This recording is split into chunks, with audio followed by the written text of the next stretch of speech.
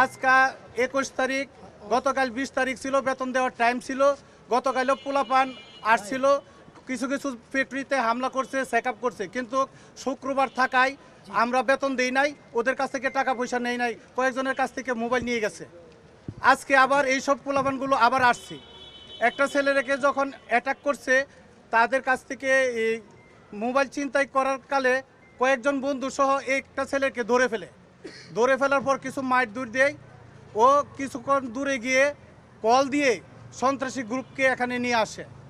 সন্ত্রাসী গ্রুপ নিয়ে আসার পর একটা ফ্যাক্টরিতে হামলা চালায়, এলোপাতারিভাবে অনেক পোলাপানদের উপর আক্রমণ করে এবং চাপাটি হাতে নিয়ে অস্ত্রসহ নিয়ে এসে ওনাকে হাতে পায়ে কূপ দিয়ে আহত করে এবং অস্ত্র উঠিয়ে সবাইকে সতর্ক করে যে আমাদের বিরুদ্ধে কেউ কিছু বললে জানি মেরে ফেলবো। এবং এখানের রাসেলের নেতৃত্বে একজন লোক রাসেল মেহেদি, রাসেলের 3 ভাই, এখানে 17 ABC প্রত্যেকটা এলাকা তাদের সন্ত্রাসী রাজত্ব সৃষ্টি করছে। ওদের সামনে কেউ কথা বলতে পারে নাই। যখন যে কোনো ফ্যাক্টরিতে হামলা চালায়, ওরা সাফারি নিয়ে উপস্থিত হয় এবং আমরা কিছু মালিক ভাই প্রতিহত করার জন্য এগিয়ে আসছিলাম। আমাদের এক মালিক ভাই পাশে আছে, ওর পায়ে আঘাত করছে। আরেকজন মালিক ভাইকে সাফারি দিয়ে আঘাত করার সময় আমি ধাক্কা দিয়ে ওকে সরিয়ে ফেলি।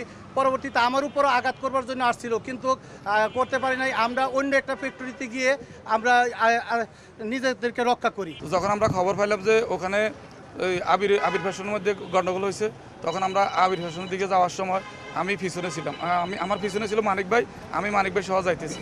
এমন সময় ওরা ওখান থেকে একটা ছেলেরে সম্ভবত খুব ভালোভাবে কোবাইছে। কোবাই আসার পরে ওদের হাতের 7-8 জন ছিল, ওদের সবার হাতে চাপাতি ছিল। তো যখন আমি মানিক ভাই যাইতেছি, আমি সামনে ছিলাম, মানিক ভাই আমার পিছনে ছিল। ওরা হঠাৎ করে আমার সামনে আসি বললো যে তোরা রংবাজি করতেছস। কথা বলি আমারে তখন কোপ দেওয়ার জন্য, মানে শুধু ওই চাপাতি হাঁকাইতেছে এভাবে। তখন আমি বললাম যে রাসেল তুই কী করতেছস, আমি তো কিছুই জানি না, আমার কেন হামলা করতেছ আমার উপরে? তখন বললো যে কোনো কথা শুনতেছে না, তুই গেলি এখন এখান থেকে। এই কথা বললি আমার ফাঁয়ের মধ্যে এখানে একটা কোপ দিছে। এই যে আমার ফাঁয়ের অবস্থা, এই হলো আমার ফাঁয়ের অবস্থা। আমার ফাঁয়ের মধ্যে একটা কোপ দিল, পর আমি আর একটা কোপ দেওয়ার জন্য আমার এই ফাঁয়ের মধ্যে হাঁকাইতেছে। তখন আমি ফিসাই ওইদিকে চলে যাই। তখন ওরা দক্ষিণ দিকে চলে গেছে, আদাবরের দিকে। এই হলো অবস্থা। এখন আমরা এটা সুষ্ঠু বিচার চাই। ওদের কোনো পরিচয় নাই।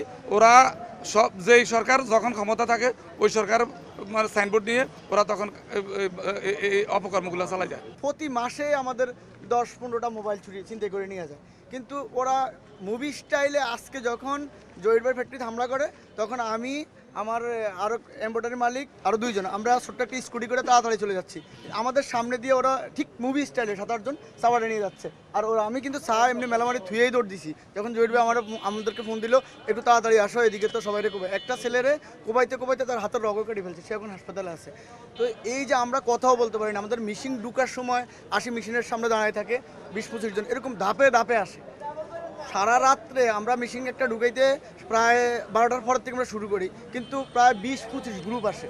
এখন আমরা কত টাকা দিব এবং কিভাবে আমরা তো এবং কি একা পাইলেই কোনো মালিকরা হামলা করে, কোনো শ্রমিকরা হামলা করে, মোবাইল নিয়ে যায়। এই যে আমরা মাননীয় যিনি এখন সংসদ সদস্য আছেন, ওনার কাছে আমরা আপনাদের মাধ্যমে এই সংসদের মাধ্যমে সন্ত্রাস নির্মূলে আদাবর, এটা মোহাম্মদপুরের কথা আপনারা জানেন, এটা খুব রিক্সি এলাকা। এখন কেউ মিডিয়ার সামনে কথা বলতে আসে না। আজকে আমি এখানে কথা বলছি, আমি কেন কথা বলবো? আমার তো রাস্তায় একা পাইলে আবার কোয়াইব।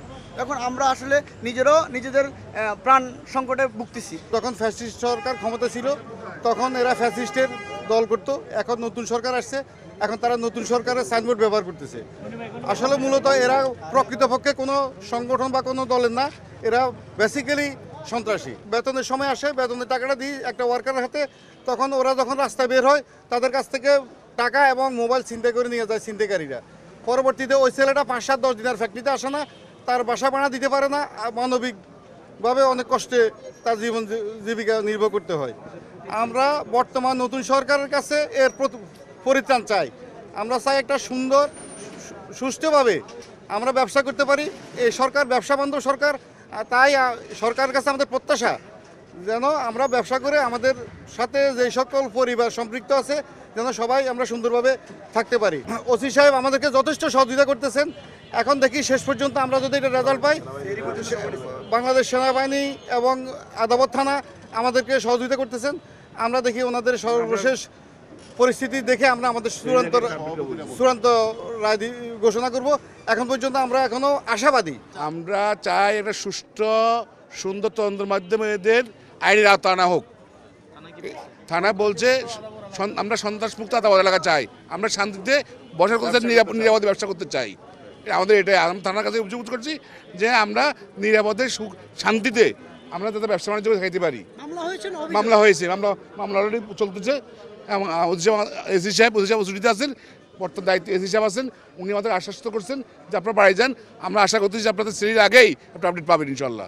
তার তিন ছেলে সন্তান, মেয়ে আছে, সে সন্ত্রাসী। যাদেরকে আমরা প্রাথমিকভাবে কিশোর গ্যাং সদস্য হিসেবে আইডেন্টিফাই করেছি, তাদের একটা গ্রুপ এই আবির এমব্রয়ডারি ফ্যাক্টরিতে গিয়ে ওই বেতন ভাতা যেখানে দেওয়া হচ্ছিল সেই জায়গাটায় তারা এলোপাতারি আক্রমণ করে ওখান থেকে টাকা পয়সা, মোবাইল এগুলো ছিনিয়ে নেওয়ার উদ্দেশ্যে। তো ওই সময়ে আবির এমব্রয়ডারি ফ্যাক্টরির একজন কর্মচারী, নাম হচ্ছে তোফায়েল গুরুতর আহত হয় এবং সে ওখান থেকে হাসপাতালে তাকে নিয়ে যাওয়া হয়, হাসপাতালে চিকিৎসাধীন অবস্থায় আছে। তো মূলত উত্তেজনাটা ওখান থেকে ছড়িয়ে পড়ে এই ফ্যাক্টরি এবং আবির ফ্যাক্টরি ছাড়াও এই জায়গায় আরও অনেকগুলো, আপনারা জানেন আদাবর মোহাম্মদপুরে অনেকগুলো এমব্রয়ডারি ফ্যাক্টরি আছে। ওখানকার শ্রমিকরা জানতে পেরে ঘটনাটা এরকম একটা উত্তেজনাকর একটা পরিস্থিতির দিকে মোড় নেয়। তো এই যে 10 থেকে 12 জনের যে গ্রুপটা ছিল, তাদের লিডার যার নেতৃত্বে এটা হয়েছে, নাম রাসেল। তো ওই রাসেলের বাড়ি হচ্ছে আদাবর 16 নম্বর বাবুর্চি বাড়ির এখানে। তো ওই বাড়ি ঘেরাও দেয় প্রথমে উত্তেজিত শ্রমিকরা। সেখানে রাসেলকে পায় না, কিন্তু রাসেলের বাবা ওখানে অবরুদ্ধ হয়ে পড়ে। তো আমরা থানা পুলিশ জানতে পেরে ওখানে পুলিশ পাঠিয়ে রাসেলের বাবাকে আমরা আমাদের হেফাজতে নিয়ে আসি। আর এই ঘটনায় আরও বেশ কয়েকজন আহত আছে, তারাও প্রাথমিক চিকিৎসা নিয়েছেন। আর আবির এমব্রয়ডারি ফ্যাক্টরির যে মালিক জহির সাহেব, উনি এসছেন, উনি বাদী হয়ে থানায় মামলা করবেন। মামলা রুজু প্রক্রিয়াধীন আছে, এখন উনি এজাহার লিখছেন। আমাদের প্রধানমন্ত্রী জনাব তারেক রহমান সন্ত্রাস চাঁদাবাজের ব্যাপারে একেবারে জিরো টলারেন্স, এবং আমরাও সেই পথেই এবং সেই মনোভাবই পোষণ করি। এবং আমাদের ঢাকা 13তে নবনির্বাচিত জনাব ববি হাজ্জাজ, উনি ঘোষণা দিয়েছেন সন্ত্রাস এবং কিশোর গ্যাং মুক্ত ঢাকা 13 গড়ে তুলবেন ইনশাল্লাহ। আমরা তাৎক্ষণিক খবর পাওয়া মাত্র এখানে চলে এসেছি এবং অপরাধীর কোনো রাজনৈতিক পরিচয় নেই, অপরাধীর পরিচয় অপরাধী। এবং আমরা পুলিশ প্রশাসনকে এবং আইন প্রয়োগকারী সংস্থাকে সর্বাত্মক সহযোগিতা করব